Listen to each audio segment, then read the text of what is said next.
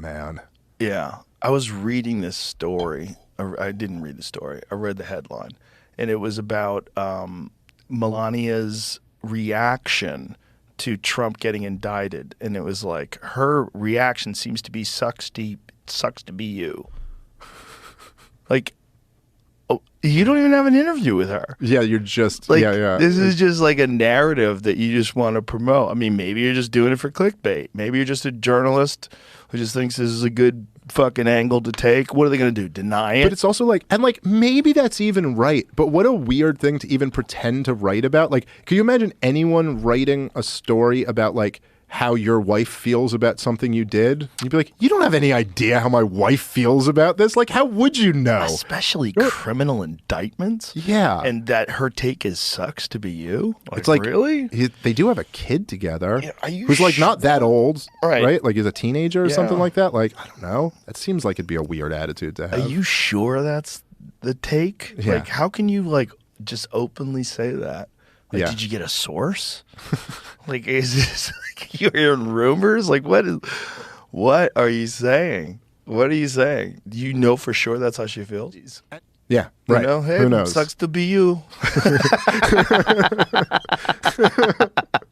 And maybe she thinks the accent really helps. I'll just go fucking shop.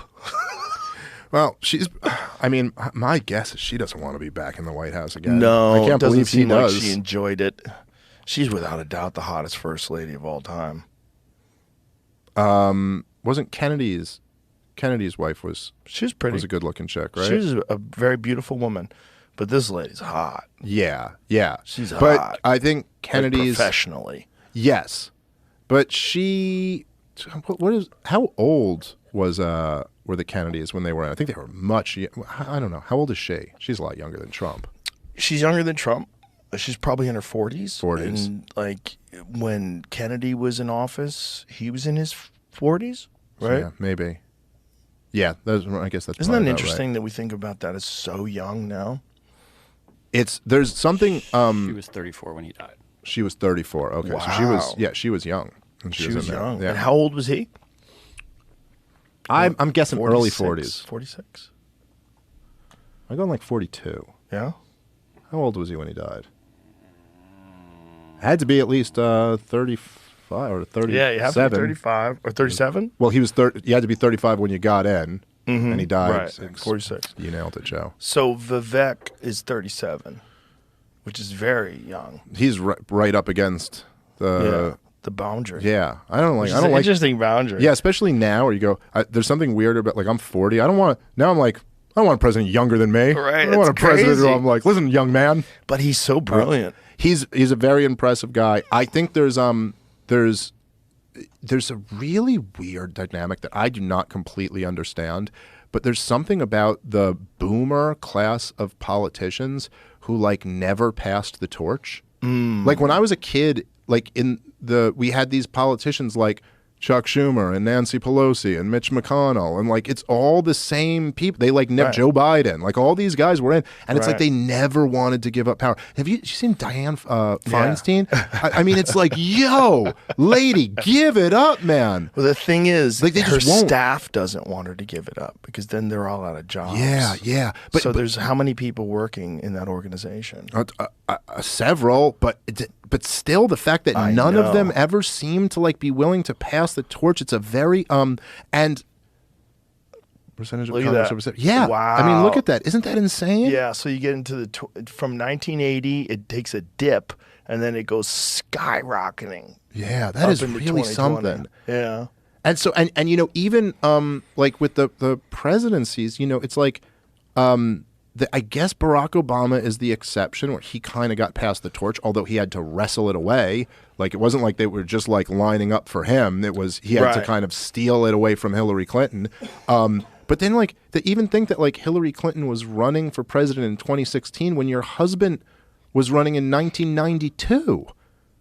Like it's 30 years later. Yeah. What are you doing, like, running still? Like, you're, Right. you know, and there's just something about it. And I do think there's a big problem with it that I think there's, like, this kind of, this boomer mentality about America. And especially because these politicians are so like insulated, and they live in such a bubble. Yes, You're not like so clearly this powerful country. You're a country that's 30 trillion plus in debt, and like actually you have a lot of signs of like societal decay. Like maybe like and I do think we'd be better off with like a younger generation having some influence in this. So Jesus. I like a lot of things about Vivek. I like a lot of things about RFK. But he doesn't have a chance to beat Trump, right? Do you think he has a chance to be the vice president? Yeah, I think for sure. I think for sure he has a chance at that or some other big position. I'd kind of rather see him get like some other more substantive position in Trump's cabinet rather than just vice president. Question: while still maintaining what is in most people's eyes a democracy, like how? Well, they seem to not be that concerned about maintaining that. I mean, the furthest they can go is a limo ride in Dallas, and short of that. They can, perhaps they can get a jury to convict, and he's looking at 20 years. And the deal is either you go to jail for 20 years or you agree to not run for president or something like that. I mean, I don't know exactly how they can do it. But Vivek is in this interesting position where DeSantis, his campaign is really tanked and not turned into what anyone thought it might turn into. Yeah. And so now he's just kind of sitting there in the background while Trump is dealing with all these indictments in the system being turned against him. And Trump is wrecking DeSantis. He's not taking any blows, but he's just kind of there, Right. I mean, I think it's still a long shot for him to win. I don't know exactly how that would happen, but it's interesting. He's run a really good campaign so far. He's got a lot of good stuff to say. I mean, he said the other day, they asked him who should be the Fed chairman, and he said maybe Ron Paul or Rand Paul, someone from that family. And I'm like watching. I'm like, are you just talking to me right now, dude? Like, are you just trying to get me to vote for you? Who else is this appealing to? Because I'm way on board. I like that a lot.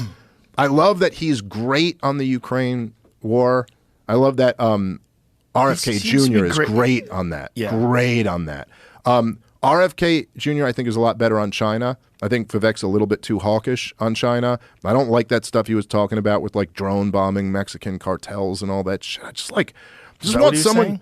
I want 5 years with no war. Yeah. Like just enough of that. But in general, I think he is more on the anti-war side.